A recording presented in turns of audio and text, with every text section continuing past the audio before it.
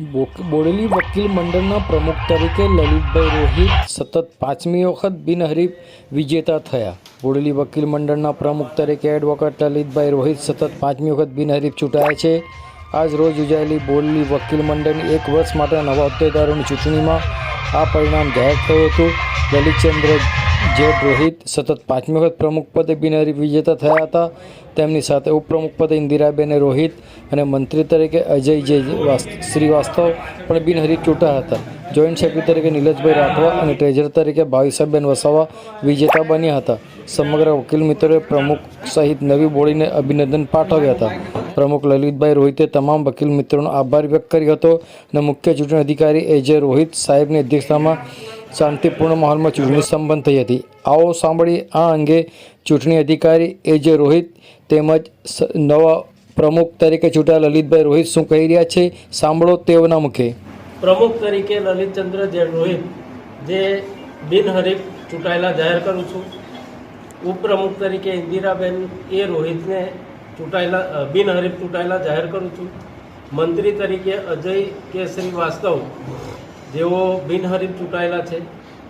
Joint secretary તરીકે નિલેશ રાઠવા અને હસમુખભાઈ જયસ્વાલ વચ્ચે મતદાન કરાવવામાં આવ્યું, જેમાં નિલેશભાઈને 88 મત મળ્યા જ્યારે હસમુખભાઈને 16 મત મળ્યા, જેથી જોઈન્ટ સેક્રેટરી તરીકે નિલેશભાઈ રાઠવાને ચૂંટાયેલા જાહેર કરવામાં આવે છે।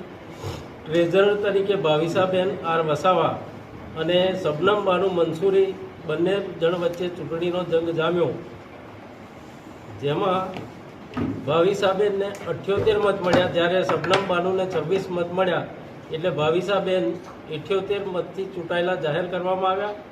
જ્યારે લાઇબ્રેરી સેક્રેટરી તરીકે આશાબેન ઠક્કર જે બિનહરીફ ચૂંટાયેલા જાહેર કરું છું। આ તમામ ઉમેદવારો અને મારા સાથી તમામ સિનિયર ધારાશાસ્ત્રીઓના સતત માર્ગદર્શન હેઠળ જે કામગીરી અમે અત્યાર સુધી કરી એને પણ ધ્યાનમાં લીધી છે। અમારા જુનિયર વકીલ મિત્રો હોય, અમારી બહેનો દીકરીઓ જે વકીલશ્રીઓ છે, એમના દરેક પ્રશ્નોને અમે વાચા આપીએ છીએ અને નાનામાં નાના પ્રશ્નો જે વકીલશ્રીઓને મદદરૂપ થાય અને વકીલશ્રીને કઈ રીતે અમારે એને આગળ લઈ જવા, એને કઈ રીતે આગળ એ મહેનત કરી શકે, એ રીતે અમે આયોજન આગામી સમયમાં કરવાના છે।